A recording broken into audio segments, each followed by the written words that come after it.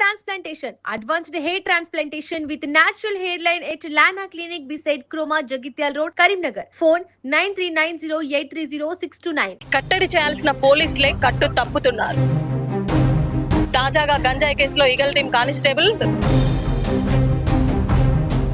Rape కేసులో SI Srikanth, ఇక drunk and drive కేసుల్లో వసూళ్ల పర్వం. అసలు పోలీస్ శాఖలో ఏం జరుగుతుంది అనే చర్చ మొదలైంది ఇప్పుడు కరీంనగర్ ప్రజలు. సో కట్టడి చేయాల్సిన పోలీసులే కట్టు తప్పుతున్నారు. వరుస ఘటనలు కరీంనగర్ లో ఇప్పుడు కలకలం రేపుతున్నాయి. వారం రోజుల్లోగా మనం చూసుకుంటే పోలీస్ శాఖలో ఈగల్ టీం కానిస్టేబుల్ గంజాయి కేసులో అరెస్ట్ కావడం జరిగింది. ఎస్ఐ శ్రీకాంత్ రేప్ కేసులో అరెస్ట్ కావడం జరిగింది. డ్రంక్ అండ్ డ్రైవ్ కేసులో ముగ్గురుని సస్పెండ్ చేయడం జరిగింది. సో ఈ వరుస ఘటనలు ఇప్పుడు పోలీస్ శాఖకి మచ్చదేస్తున్నాయి. మంచి చేయాల్సిన శాఖలో ఉండే పోలీస్ అధికారులు కొందరు ఇలాంటి అనైతిక కార్యక్రమాలకి పాల్పడుతూ అవుతున్నారు. ఇప్పుడు మొత్తానికి ఈ విషయం కరీంనగర్ లో చాలా చర్చనీయాంశమైంది. మనం ఈ వారం రోజుల్లో ఘటనలు చూసుకుంటే ఈగల్ టీం కానిస్టేబుల్ నాగరాజ్ ఏదైతే గంజాయి డ్రగ్స్ నిర్మూలన చేయాల్సిన ఈగల్ టీం కి సంబంధించిన ఒక కానిస్టేబులే తన ప్రత్యర్థి షాప్ లో ఏదైతే గంజాయి పెట్టి తనను గంజాయి కేసులో ఇరికించాడు. మిగిలిన గంజాయిని తన ఇంట్లో దాచిపెట్టడం జరిగింది.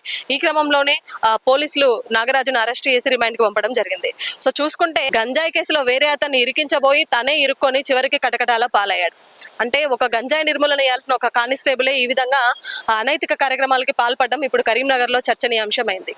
నిన్న ఘటన చూసుకుంటే ఎస్ఐ శ్రీకాంత్ ఏదైతే 2025 లో ఒక మహిళతో సోషల్ మీడియా ద్వారా పరిచయం పెంచుకొని తనపై లైంగిక దాడికి పాల్పడ్డాడు అంటూ ఎస్ఐ శ్రీకాంత్ ని అరెస్ట్ చేయడం జరిగింది. సో తను ఇంతకు ముందు కూడా తిమ్మాపూర్ లో పనిచేయడం జరిగింది. అప్పుడు కూడా ఇసుక అక్రమ దందాలో తను సస్పెండ్ కావడం జరిగింది. ఇక ఇవన్నీ చూసుకుంటే డ్రంక్ అండ్ డ్రైవ్ కేసులు చూస్తున్నాం. డ్రంక్ అండ్ డ్రైవ్ కేసుల్లో ఆర్ఎస్ఐ అదే విధంగా ఇద్దరు కానిస్టేబుల్ అని సస్పెండ్ చేస్తూ కరీంనగర్ సిపి గౌశాల ఉత్తర్వులు జారీ చేయడం జరిగింది. అంటే చట్టం ముందు ఎవరు అతిథులు గారు అని ఒక పక్క పోలీస్ శాఖ నిరూపిస్తున్నా కూడా వరుస ఘటనలతో ఎక్కడో అంతర్గత పర్యవేక్షణ లోపించింది అనే చర్చ మాత్రం ఇప్పుడు కరీంనగర్ ప్రజల్లో జరుగుతా ఉంది. సో ప్రజలను కాపాడాల్సిన పోలీసులే ఇలా బిహేవ్ చేస్తే ఎలా అనే విమర్శలు కూడా చాలా పెద్ద ఎత్తున వినిపిస్తున్నాయి. సో వరుస ఘటనలు మనం చూస్తున్నాం. ఇంతకు ముందు చూసుకుంటే సిపిఓలో జీతాల కుంభకోణం, ఇలాంటి వరుస ఘటనలు మొత్తానికి ప్రజల్లో చాలా చర్చనీయాంశం అవుతా ఉంది.